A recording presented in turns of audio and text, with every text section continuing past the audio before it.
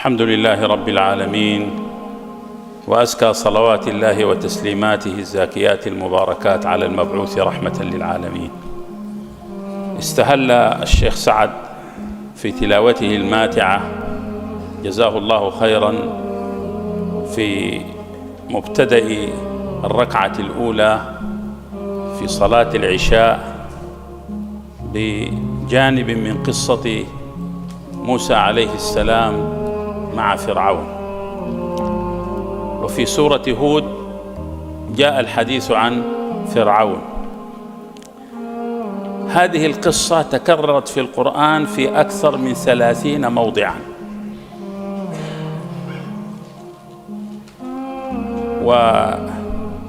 والقرآن يسوق هذه القصة لأنها تمثل النموذج الأعظم لصراع الحق والباطل. وموسى نبي الله ومن أولي العزم من الرسل، أكثر الأنبياء ذكرا في القرآن في نحو 136 موضعا في كتاب الله العزيز، حتى قال بعضهم كاد القرآن أن يكون كله عن موسى عليه السلام. وموسى عليه السلام أشبه حال بنبينا عليه الصلاة والسلام. فالنبي عليه الصلاة والسلام تعرض للسخرية، للاستهزاء، للحصار، للتضييق وللتهديد بالقتل. وكذلك موسى عليه السلام. موسى ولد في عام كان التهديد بالقتل لكل مولود يولد. وموسى عليه السلام تربى طفلا في بيت الطاغية، ثم شب عن الطوق وخرج خائفا يترقب، ثم ذهب إلى مدين وكانت مرحلة إعداد، ثم كلمه ربه عز وجل وتحمل أعباء الرسالة ثم عاد. وقع بعد ذلك التدافع بينه وبين فرعون، فهو أشبه حال بهذه الأمة. لذلك النبي صلى الله عليه وسلم كان يقول رحم الله أخي موسى لقد أوذي بأكثر من هذا فصبر. والقرآن يشير إلى هذا المعنى: وكلا نقص عليك من أنباء الرسل ما نثبت به فؤادك، أولئك الذين هدى الله فبهداه مقتده. وموسى عليه السلام له منة على هذه الأمة في تخفيف الصلوات في قصة المعراج. لذلك هذه الصورة التي ترددت في القرآن كثيرا لأنها ستتردد في واقع حياة الناس. فرعون ليس شخصا فحسب، وإنما هو رمز للطغيان يتكرر في أزمنة كثيرة. وموسى عليه السلام ليس نبيا فحسب، بل هو رمز لقيادة الإصلاح في بيئة الاستبداد. لذلك وجدنا أن هذا الصراع صراع مركب. أولا صراع عقدي بين موسى الذي قال ربنا الذي أعطى كل شيء خلقه ثم هدى، وبين الذي قال أنا ربكم الأعلى. هذا صراع عقائدي، وصراع سياسي قائم على من احتكر السلطة واستعبد الناس وجعل أهلها شيعا يستضعف طائفة منهم، وبين الذي كان يقود الإصلاح لاستقامة حال الناس في دنياهم وأخراهم. وهو صراع اجتماعي الذي قسم هذا الشعب وأضعفه، وصراع اقتصادي الذي أراد أن يسخر الناس عبيدا لخدمة الاستكبار. ثم ثالثا فرعون ومن معه نموذج لأركان الطغيان. والطغيان له أركان 6. الركن الأول الطاغية المتأله. فرعون بدأ في الأول ادعى تملك الأشياء، أليس لي ملك مصر وهذه الأنهار تجري من تحتي. ثم ارتقى بعد ذلك ادعى تملك الحقيقة المطلقة، ما أريكم إلا ما أرى. ثم ارتقى بعد ذلك وقال أنا ربكم الأعلى، وهذا يتضمن اعترافا بوجود أرباب آخرين لكن هو الرب الأعلى. ثم انتهى ما علمت لكم من إله غيري، يعني هو الإله المطلق الأوحد. فهذا الطغيان في قمته يمثله فرعون. ومن أركان الطغيان البطانة الفاسدة. إن فرعون وهامان وجنودهما كانوا خاطئين. جاء رجل إلى سعيد بن جبير التابعي الجليل وهو جندي، قال أتراني من أعوان الظلمة؟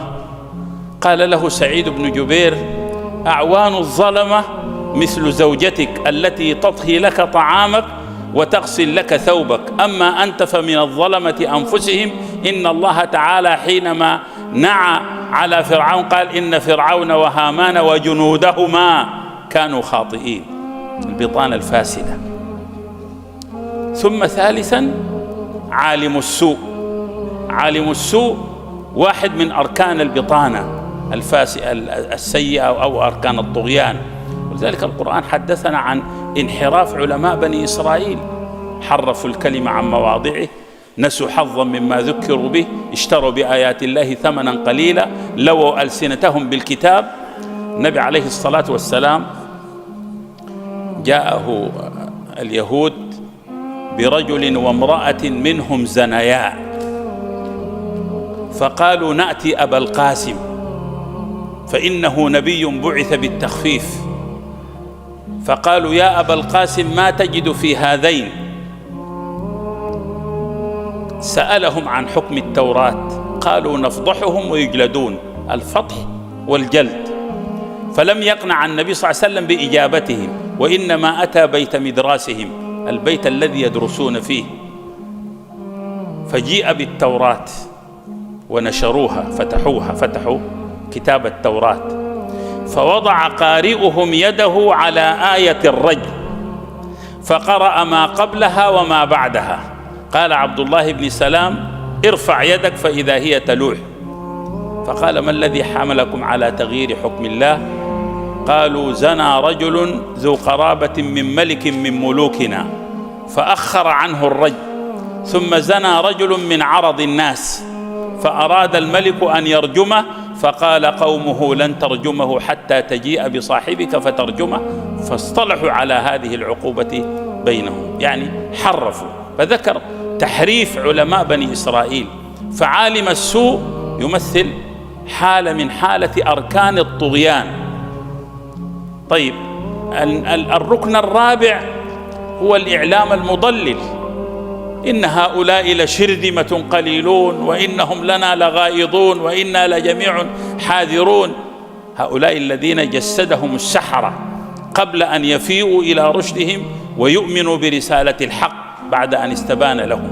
قبل ذلك كانوا نموذج من التضليل، وما أكثر التضليل الإعلامي الذي يمارسه الطغيان على الأمم والشعوب لغسل أدمغتها. والعنصر الخامس في أركان الطغيان هو رجل المال السوء الباغي.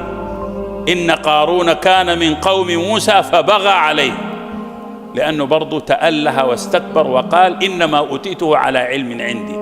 فهذا أيضا وجه من وجوه، ولذلك بيقع دائما هذا التحالف بين الحاكم الطاغي المتأله، عالم السوء، البطانة الفاسدة، رجل المال السوء، والإعلام المضلل، وأخيرا المجتمع الخانع فاستخف قومه فأطاعوه. هذا هو أركان الطغيان، وهو في كل زمان. احنا وجدنا في تاريخنا من كان يقول للحاكم ما شئت لا ما شاءت الأقدار، فاحكم فأنت الواحد القهار. أجمال ما لك من دون الأنام فتى في الشرق والغرب ممن ينطق الضاد، لو كان يعبد من دون الأنام فتى كنا لشخصك دون الناس عبادا. جاء من يؤله هذا الحاكم وكذا. ولذلك من بقي في أمتنا في التاريخ هو من صدع بكلمة الحق. ولذلك الإمام أحمد يعني وقف في المحنة، قالوا أعز الله الدين بأبي بكر يوم الردة وبأحمد يوم المحنة، كان الموقف الصادق. وسعيد بن جبير وقف أمام طغيان الحجاج بن يوسف، دخل عليه فقال له الحجاج: ما اسمك؟ قال: اسمي سعيد بن جبير. قال: بل أنت شقي بن كسير. قال: أمي كانت أعلم باسمي واسم أبي منك. قال: إنما شقيت وشقيت أمك. قال: إنما يشقى من كان من أهل النار، فهل اطلعت على الغيب؟ قال: لأبدلنك بالدنيا نارا تلظى.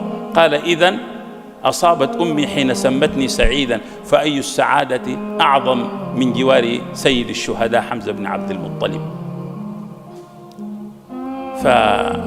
ثم قال له: ما رأيك في الخلفاء الراشدين وأيهم أحب إليك؟ قال: أرضاهم لخالقه عز وجل. قال: ومن أرضاهم لخالقه عز وجل؟ قال: علم ذلك عند من يعلم سرهم ونجواهم. قال: ما رأيك في اقتتال علي ومعاوية؟ قال: تلك دماء طهر الله منا أيدينا فلنطهر منها ألسنتنا. قال: ما رأيك في أنا؟ قال: أنت أعلم بنفسك. قال: بل تكلم. قال: إذن يسوءك ولا يسرك. قال: بل تكلم. فقال له: لقد أذقت الألوف يا حجاج. قال الحجاج: ألم أفتح بلاد السند؟ ألم أوطد دعائم الأمن في العراق؟ قال: بلى، ولكنك جبار مسرف في الدماء، ورسول الله صلى الله عليه وسلم يقول: لزوال الدنيا أهون على الله من قتل امرئ مسلم، وأنت أذقت الألوف يا حجاج. ثم جيء بالناي والموسيقى وصدحت فبكى. قال: ما يبكيك؟ قال: لقد ذكرني أمرا عظيما، ونفخ في الصور فإذا هم من الأجداث إلى ربهم ينسلون. قال: ما بالنا نحن نضحك؟ قال: لم تستوي القلوب وكل ميسر لما خلق له. المهم أمر بقتله. فقال سعيد: وجهت وجهي للذي فطر السماوات والأرض حنيفا وما أنا من المشركين. فاستشاط الحجاج غضبا وقال: وجهوه إلى قبلة النصارى الذين اختلفوا فهو من حزبهم. قال: لله المشرق والمغرب، فأينما تولوا فثم وجه الله. قال: كبوه على وجه الأرض. قال: منها خلقناكم وفيها نعيدكم ومنها نخرجكم تارة أخرى. قال: اذبع عدو الله. فما أسرع لسانه بالقرآن. فقال سعيد: اللهم لا تسلطه على أحد يقتله بعدي. فمات الحجاج بعد 15 يوما. حفظ التاريخ لمن صدع بالحق، وذم التاريخ ووضع زبالته على من راهن على الطغيان وأعطى له المشروعية الدينية في ظلمه. ولذلك تكرر هذه الصورة في الصراع بين الحق والباطل وأركان الطغيان، لأنها تتكرر في واقع الأرض. وأخيرا أختم: ماذا كانت العاقبة بعد هذا الابتلاء، بعد هذا الإمهال للظالمين؟ جاء النصر وجاء التمكين. بالنسبة لفرعون قال الله تعالى: فأخذناه وجنوده فنبذناهم في اليم. وبالنسبة لموسى ومن معه: فأورثنا القوم الذين كانوا يستضعفون، ونريد أن نمن على الذين استضعفوا في الأرض فنجعلهم أئمة ونجعلهم الوارثين، ونمكن لهم في الأرض، ونوري فرعون وهامان منهم ما كانوا يحذرون. ولذلك تالله ما الطغيان يهزم دعوة يوما وفي التاريخ بر يميني. ضع في يدي القيد ألهب أضلعي بالصوت، ضع عنقي على السكين. لن تستطيع حصار فكري ساعة أو نزع إيماني ونور يقيني. فالنور في قلبي وقلبي في يدي ربي، وربي ناصري ومعيني. سأعيش معتصما بحبل عقيدتي، وأموت مبتسما ليحيا ديني. وآخر دعوانا أن الحمد لله رب العالمين.